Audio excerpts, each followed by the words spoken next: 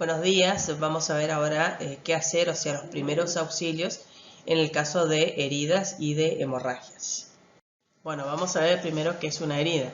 Una herida es una pérdida de la continuidad de la piel o mucosa debido a la violencia de un agente externo. Normalmente son agentes físicos. Bueno, hay una clasificación de las heridas de acuerdo al agente que lo causó y también de las características de las lesiones que provoca. Tenemos heridas que son abrasivas, cortantes, punzantes, contusas y penetrantes. Bueno, las lesiones abrasivas o abrasión se produce cuando hay fricción o rozamiento en superficies duras, como por ejemplo grava, asfalto, hormigón. Principalmente afectan la capa superficial de la piel, que es la epidermis. Prácticamente no producen hemorragia, o si producen hemorragia es muy escasa, pero sí son lesiones que se infectan con frecuencia, por eso que es importante la inmunización, que la persona, si no tiene la vacuna antitetánica, que se aplique la vacuna antitetánica. Bueno, las heridas cortantes son producidas por elementos filosos, como por ejemplo cuchillos, tijeras, la hoja de afeitar y también por vidrio. O sea, es el accidente más común en la cocina. Bueno, el borde de este tipo de heridas es regular, puede ser o no dolorosas, depende de la profundidad, y la hemorragia puede o no ser abundante, depende del número y el calibre de los vasos sanguíneos que son lesionados. Además, o sea, si el objeto con el que se produjo la lesión está limpio, normalmente es un tipo de herida que no es propensa a la infección. Sí está sucio, ¿no? Pero si está limpio el cuchillo o ese objeto que produce esa herida cortante, no son un tipo de herida propensa a la infección, porque el sangrado también elimina, saca hacia el exterior todas las sustancias extrañas, ¿no? Bueno, las heridas punzantes son causadas por objetos con punta, ¿no es cierto? Como por ejemplo los clavos, las astillas, alambres, tijera, también por ejemplo con los anzuelos, o también se considera herida punzante la mordedura de una serpiente. Es un tipo de lesión que tiene un pequeño orificio de entrada, puede no ser profunda, generalmente no sangra mucho, pero es muy propensa a la infección por bacterias anaerobias como la del tétano. Bueno, las heridas contusas, desgarradas o laceradas son producidas por objetos romos, pero que pueden causar daño suficiente, como por ejemplo llegar a desgarrar el tejido. Por ejemplo, son lesiones ocasionadas por palos, por piedras. La característica de las lesiones que tienen bordes muy irregulares, sangran poco, pero son heridas que son propensas a la infección, porque normalmente los elementos con los cuales se llega a producir este tipo de heridas normalmente están sucios. Bueno, las heridas se clasifican en heridas leves, aquellas que no son muy extensas, que no son muy profundas y que no afectan ciertas regiones del cuerpo, como por ejemplo el rostro, las articulaciones, pero son heridas graves cuando son muy extensas o son muy profundas, como acá en este caso, o afectan ya a tendones, o por ejemplo se dan en lugares como por ejemplo el rostro. También se consideran como heridas graves cuando sucede en niños.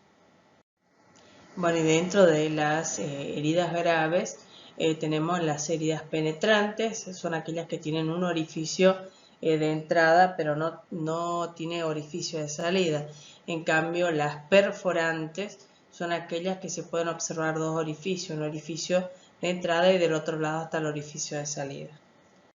Bueno, para tratar las heridas y evitar el desarrollo de microorganismos o destruir, si es que los hay, se utilizan antisépticos. Eso es una gran diferencia entre un antiséptico y un desinfectante. O sea, los antisépticos se utilizan en tejidos vivos, en cambio los desinfectantes o sea, también tienen la misma función, que es la de evitar el desarrollo y eliminar los microorganismos que hay, pero en objetos inanimados. Esa es la diferencia. Y los desinfectantes son tóxicos para los tejidos vivos. Bueno, ¿qué nosotros tenemos que hacer cuando nos encontramos como socorristas con una persona que tiene una herida leve? Primero tenemos que lavarnos bien la mano con agua y jabón, si es posible colocarnos los guantes, limpiar la herida también con agua y jabón o solución fisiológica, luego colocar en una gasa algún antiséptico y realizar movimientos de adentro hacia afuera, ya sea en forma radial o en forma espiralada, siempre abriendo cada vez más el espiral hasta unos centímetros alrededor de la herida, y eso es para alejar cualquier cuerpo extraño que pueda contaminar la herida, así como también alejar de la herida los microorganismos, y después colocar una gasa estéril y realizar un vendaje compresivo. Recuerden que no tenemos que colocar ningún tipo de crema ni tampoco usar algodón. Las heridas son los pequeños cortes o erosiones que no están contaminados ni infectados. A continuación os vamos a explicar cómo realizar su tratamiento. Si la herida está en una región con pelo, se debe afeitar la zona. Tijeras y maquinilla de afeitar desechable hasta unos 5 centímetros alrededor de la lesión. Quitar los cuerpos extraños si son accesibles y pueden extraerse con facilidad. Utilizar pinzas para ello. Limpiar la herida con agua y jabón frotando con una gasa. No utilizar algodón, para eliminar los contaminantes. Se debe comenzar por el centro de la lesión e ir progresando en espiral hasta 3 centímetros del borde. Secar con una gasa. Nunca utilizar algodón. Y aplicar un antiséptico, povidona yodada a chorro. Si la herida es pequeña y los bordes están próximos, con esto sería suficiente. Se termina taponando la herida con un apósito autoadhesivo estéril. Cuando la herida es larga y profunda, tras estos primeros cuidados hay que aproximar los bordes para favorecer el proceso de cicatrización, pudiendo utilizar los siguientes métodos. A. Suturas adhesivas. Pegar un extremo al lado de la herida, teniendo en cuenta de que la zona esté bien seca. Tirar de él para aproximar los bordes, sin que haya demasiada presión, y pegar el otro extremo.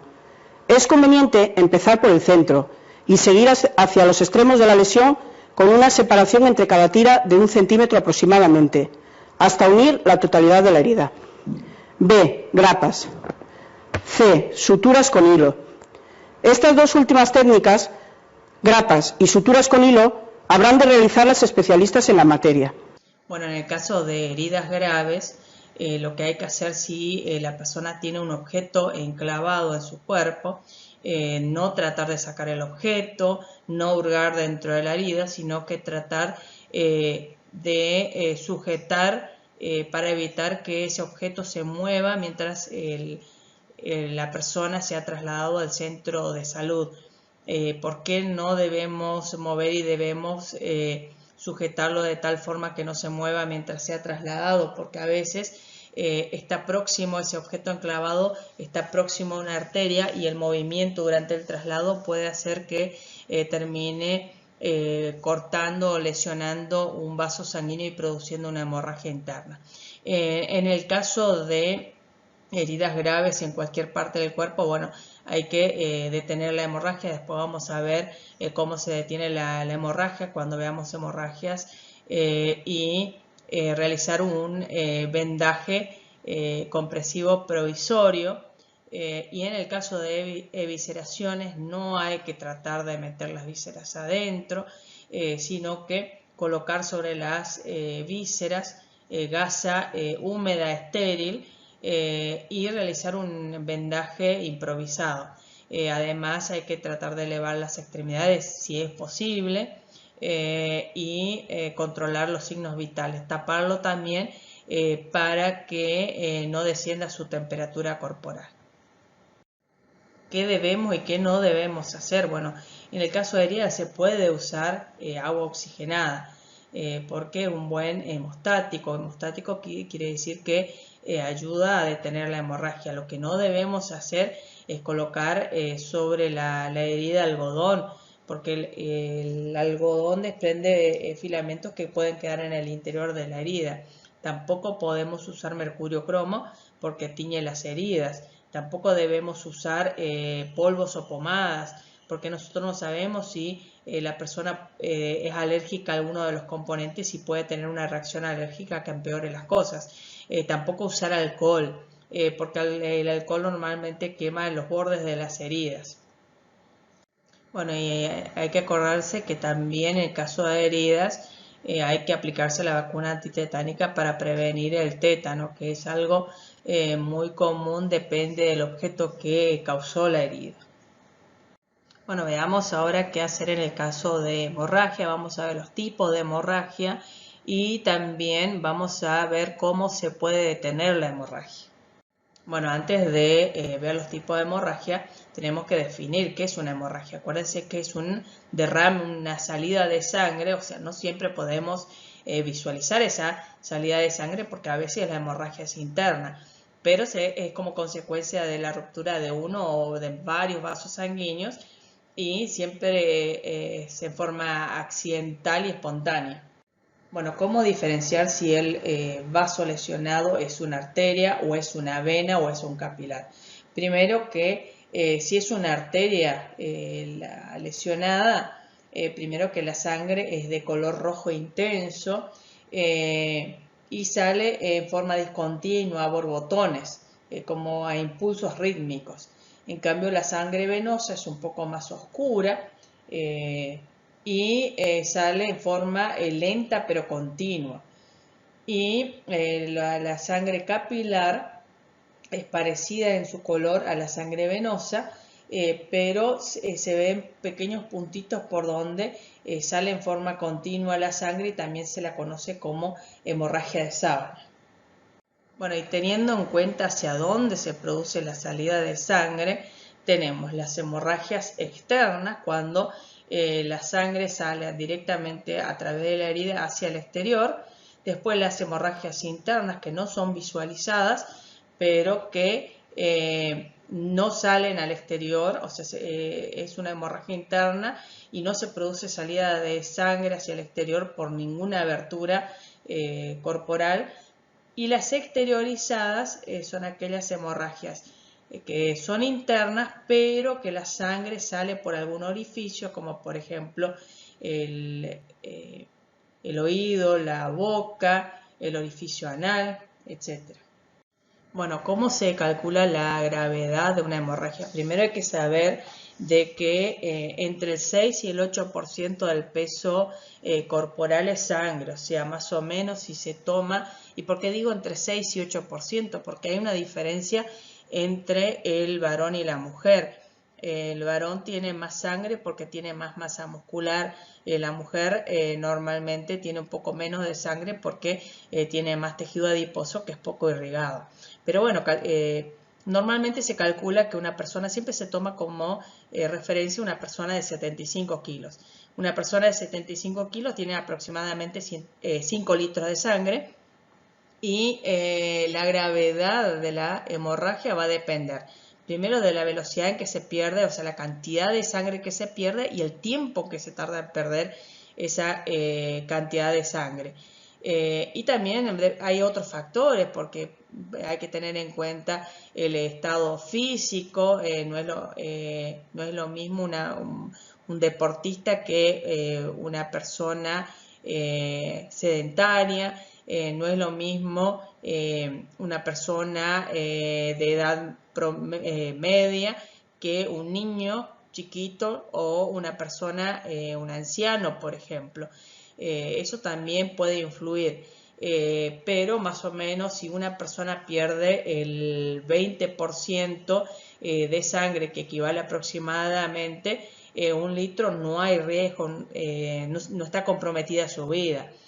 Pero si pierde más del 30%, ya corre el riesgo la vida de la persona, y si pierde más del 40%, o sea, más de 2 litros de sangre, ya hay riesgos elevados de mortalidad. Bueno, las hemorragias según la gravedad se clasifican en de clase 1 o hemorragias leves, de clase 2 o hemorragias moderadas, de clase 3 o hemorragias graves y de clase 4 hemorragias pero muy graves. Siempre teniendo en cuenta, acuérdense que una persona de 75 kilos que tiene 5 litros de sangre. Si pierde, por ejemplo, hasta el 15% de sangre, que en una persona de 75 kilos, 5 litros de sangre equivalen a menos de 750 centímetros cúbicos, bueno, la persona se va a ver ansiosa, pero su frecuencia respiratoria va a ser normal, todavía entre 12 a 20 respiraciones por minuto, y su pulso va a ser todavía normal entre 60 y 100 pulsaciones por minuto, y se siente muy bien el pulso porque es normal. Pero ya cuando la hemorragia es moderada, cuando pierde entre 750 centímetros cúbicos a 1,5 litros, o sea que es hasta el 30% del volumen sanguíneo, ya comienza a sentir intranquilidad, aumenta la frecuencia respiratoria a 20-30 respiraciones por minuto, y también aumenta el número de pulsaciones, pero el pulso cada vez se siente más débil, o sea, se ve disminuido, pero aumenta el número de pulsaciones por minuto, entre 100 a 120. La hemorragia graves o de clase 3, cuando la persona pierde entre 1,5 litros a 2 litros de sangre, o sea que equivale hasta el 40% del volumen sanguíneo, ya comienza a sentirse confuso, sigue aumentando la frecuencia respiratoria a 30 o 40 respiraciones por minuto, y también cada vez el pulso se siente más débilmente, pero aumenta el número de pulsaciones por minuto entre 120 a 140 pulsaciones por minuto. Cuando ya la hemorragia es muy grave, o sea, más de 2 litros de sangre, que equivale a más del 40%, la persona ya pierde la conciencia, puede entrar en shock, esto significa ese término, y aumenta la frecuencia respiratoria a más de 40 respiraciones por minuto, y cada vez el pulso se siente más débil, pero aumenta el número de pulsaciones. Acuérdense que ya acá estamos hablando de riesgos de sufrir un shock hipovolémico. Bueno, estos son los pasos que debemos seguir para controlar la hemorragia, y después describiremos cada uno de los pasos, pero ahora vamos a ver el orden. Primero es la presión directa sobre la herida. En el caso de que se trate de un miembro, hay que elevar el miembro por encima de la altura del corazón, y en el caso de que no se detiene la hemorragia, hay que realizar la presión directa sobre la arteria, y en última instancia, si no se detiene la hemorragia, hay que realizar un torniquete, pero recuerden que esto es en última instancia. Bueno, ¿cómo se realiza el primer paso, que es la presión directa? Se toma un apósito estéril y se coloca sobre la herida y se presiona directamente, se mantiene presionado durante 10 minutos, y bueno, si ese apósito se llena de sangre, nunca hay que retirar ese apósito, porque a veces la sangre ya se está coagulando, y al retirar ese primer apósito podemos retirar el coágulo de sangre. Entonces, colocar, si a los 10 minutos no se detuvo la hemorragia, colocar otro apósito encima y seguir realizando presión, y así sucesivamente. Hay excepciones cuando no se puede hacer la compresión directa. Vamos a ver.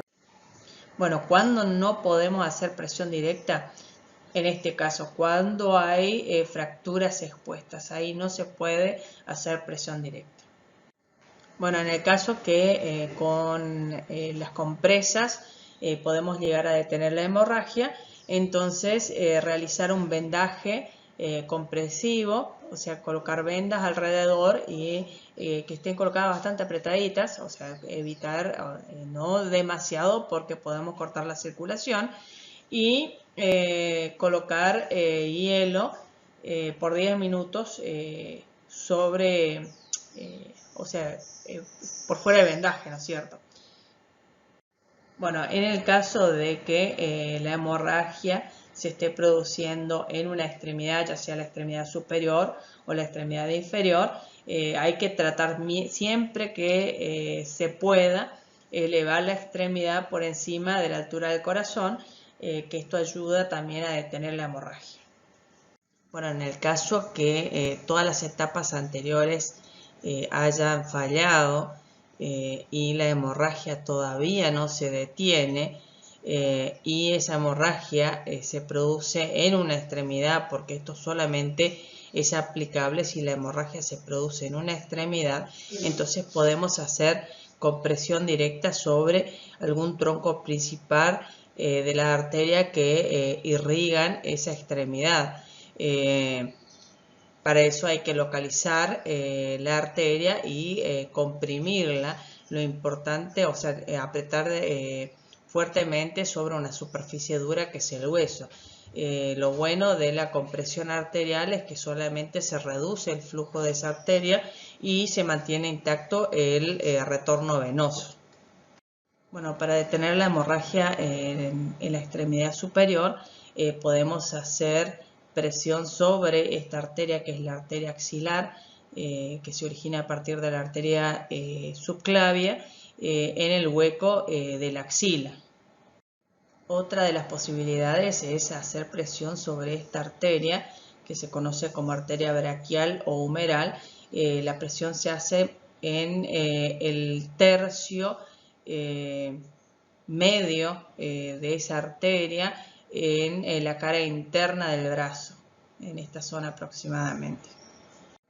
Bueno, y la otra posibilidad es también hacer presión sobre la arteria braquial o humeral, pero un poco por encima de la flexura del codo, acá, por encima de la flexura del codo. Entonces también hacemos presión sobre la arteria braquial o humeral. Bueno, y la cuarta posibilidad es hacer la compresión directa sobre esta arteria, que es la arteria subclavia. Entonces se presiona la arteria subclavia sobre la primer costilla, pero de esa forma se reduce el flujo no solamente en toda la extremidad superior, sino también en esta región pectoral, toda esta región pectoral. Bueno, en el caso de que la hemorragia se produzca en la extremidad inferior, podemos hacer presión sobre la arteria femoral. O sea, fíjense que acá la arteria ilíaca externa da lugar a la arteria femoral, que pasa por la ingle. Entonces, si hacemos presión digital en la ingle, podemos reducir la circulación en toda la extremidad inferior. Bueno, también podemos reducir la circulación en la extremidad inferior, principalmente el tercio distal del muslo, rodilla, pierna y pie, si hacemos presión sobre la arteria femoral, pero en el muslo, en la cara interna. Bueno, también podemos reducir la circulación en la pierna y en el pie si hacemos presión sobre la arteria poplitea. Fíjense que acá la arteria femoral se dirige a la parte posterior y da lugar a la arteria poplitea.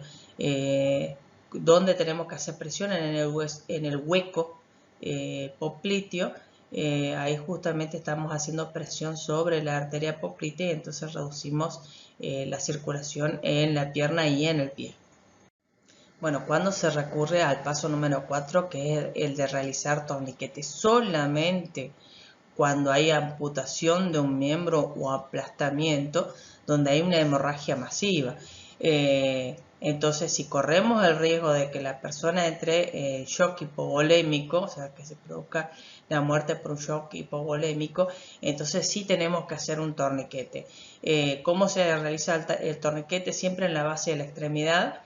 Se usa una cinta aproximadamente entre 7 a 10 centímetros y bueno, y se va girando y haciendo presión hasta que controlamos la hemorragia. Mantenemos así durante 20 minutos y después tenemos que aflojar para retornar nuevamente la circulación en la extremidad, pero se afloja lentamente y si continúa la hemorragia vamos a tener que volver a hacer presión otros 20 minutos más. Bueno, lo ideal cuando se realiza un torniquete es que el personal especializado llegue dentro de los 20 primeros minutos, pero bueno, si no llega dentro de los 20 primeros minutos vamos a tener que aflojar lentamente. Acuérdense que hay que aflojar lentamente el torniquete para que se vuelva la circulación en el miembro. Y bueno, si la hemorragia no se detiene, entonces volver a ejercer presión en forma gradual hasta que se detenga nuevamente la hemorragia. Pero recuerden que ese torniquete siempre tiene que estar a la vista, o sea que cuando viene el personal médico que esté sabiendo de que lo que hicimos es un torniquete, pero recuerden, solamente en caso de riesgo de que la persona sufra un shock hipovolémico. Bueno, en el caso de amputaciones, hay que tener en cuenta primero la prioridad es el paciente y luego el miembro amputado. Entonces, bueno, no siempre todas las amputaciones producen una hemorragia severa, pero bueno, en el caso porque normalmente ese traumatismo produce una vasoconstricción y entonces normalmente no se produce una hemorragia masiva, pero vamos a suponer si hay hemorragia masiva, primero hay que detener la hemorragia y después preocuparse por el miembro amputado. Bueno, ¿qué hacer con el miembro amputado? Primero lavarlo bien con solución fisiológica, envolverlo en gasa húmeda. ¿Por qué hay que envolverlo con gasa? Porque hay que cuidar porque ese miembro va a ser trasladado al hielo y hay que evitar el contacto directo del miembro con el hielo, porque si no va a producir necrosis del tejido y entonces el implante no va a ser exitoso. Entonces primero hay que envolverlo bien en gasa, colocar el miembro amputado dentro de una bolsa estéril y luego colocar esa bolsa dentro de hielo y trasladarlo lo antes posible a un centro hospitalario y avisar al servicio de emergencia que se está llevando el paciente con un miembro amputado. Bueno, en el caso de hemorragia interna, ¿cómo podemos saber si hay una hemorragia interna? Bueno, primero que cuando hay hemorragia interna, esas hemorragias internas pasan desapercibidas porque no se observa salida de sangre. Pero ¿cómo podemos sospechar de que hay una hemorragia interna? Primero que el accidente tuvo que haber sido muy violento y la persona entra en shock. Vamos a ver cuáles son los síntomas de shock. Bueno, en el caso de un shock hipovolémico, la persona, o sea, decimos shock hipovolémico porque se pierde gran cantidad de sangre, entonces se reduce el volumen sanguíneo. ¿Qué signos o síntomas nos pueden permitir determinar de que se trata de un shock hipovolémico? Primero que la persona tiene escalofrío, la piel se vuelve pálida, fría, se humedece, comienza a transpirar, siente ansiedad con respecto al pulso. El pulso es mucho más rápido pero se siente débilmente. La respiración también aumenta la frecuencia respiratoria pero es muy superficial. Los labios se vuelven azules, también las uñas. La presión arterial disminuye mucho. Comienzan a aparecer alteraciones en la conciencia, por ejemplo, mareo, vértigo, confusión. La persona siente sed justamente por la disminución del volumen sanguíneo y las pupilas se ven dilatadas. La persona no reacciona bien. Entonces, bueno, estos son todos síntomas que nos permite determinar de que la persona está entrando en un shock hipovolémico. Bueno, ¿qué hay que hacer en el caso de que se sospecha de que la persona está entrando en un shock hipovolémico? Primero que hay que tratar de controlar todo el tiempo sus signos vitales, tratar de aflojar toda la ropa que lo esté comprimiendo. También debe mantenerse acostada a la víctima y si las lesiones lo permiten, hay que colocar los miembros inferiores por encima, o sea, elevar los miembros inferiores y girar la cabeza en posición lateral por si devuelve para evitar que se ahogue con su propio vómito, ¿no es cierto? Y también tratar de tapar a la víctima para evitar la pérdida de calor. Bueno, las hemorragias exteriorizadas son hemorragias internas, pero que la sangre sale hacia el exterior por un orificio natural como puede ser el oído, la nariz, la boca, etc. Si sale por el oído decimos que existe otorragia, ¿sí? Si sale por la nariz decimos que se trata de epistaxis. Si sale por la boca hay que ver de dónde proviene. Si proviene de los pulmones decimos que se produce hemoptisis, pero si sale por la boca, pero sabemos que proviene del estómago, se produce hematemesis. Bueno, en el caso de las otorragias, lo que hay que hacer es facilitar la salida de la sangre hacia el exterior. En el caso de que no haya sido un accidente de tránsito, por ejemplo, o algún traumatismo grave, se le pone en posición lateral de seguridad, facilitando para que la sangre salga hacia el exterior, siempre con el oído que está sangrando hacia el suelo. Pero en el caso de que haya un traumatismo, por ejemplo un accidente de tránsito, hay riesgo de que haya fracturas o a nivel de la columna vertebral, entonces no le podemos poner en la posición lateral de seguridad, sino que no tenemos que mover a la persona y solamente facilitar de que la sangre fluya hacia el exterior. Pero nunca, en el caso de hemorragias exteriorizadas, nunca hay que tratar de parar la hemorragia. Bueno, en el caso de epistaxis, o sea que la sangre fluye por las fosas nasales, hay que presionar el cartílago nasal contra el tabique nasal durante aproximadamente 5 minutos y siempre hacer que la cabeza se incline hacia adelante. Si no se detiene la hemorragia, hay que formar un tapón con una gasa mojada en agua oxigenada y dejar un trozo afuera. Si después de 30 minutos no se detiene la hemorragia, hay que llevar a un centro de salud en forma inmediata. Bueno, acá hay una imagen donde podemos ver cómo se hace la presión del cartílago nasal contra el tabique nasal y recuerden que ante una hemorragia nasal siempre hay que inclinar la cabeza hacia adelante, hay que facilitar la salida de sangre hacia el exterior, por supuesto. Bueno, en el caso de que la hemorragia exteriorizada salga por la boca, acuérdense que puede provenir de los pulmones o puede provenir del estómago. ¿Cómo podemos diferenciar? Bueno, primero que cuando proviene de los pulmones, justamente esa sangre sale al exterior después de una tos, ¿sí? La sangre es limpia, tiene un olor a óxido y puede tener burbujas de aire, o sea, tener aspecto espumoso. En cambio, cuando proviene del estómago, generalmente sale después de que se produzca un intento de vómito, arcadas, y sale normalmente con resto de alimento, es maloliente y en algunos casos la víctima puede llegar a quedar inconsciente. Bueno, ¿qué hay que hacer en el caso de hemorragias tanto que provienen de los pulmones o que provienen del estómago? Primero que hay continuamente que controlar en ambos casos los signos vitales de la persona.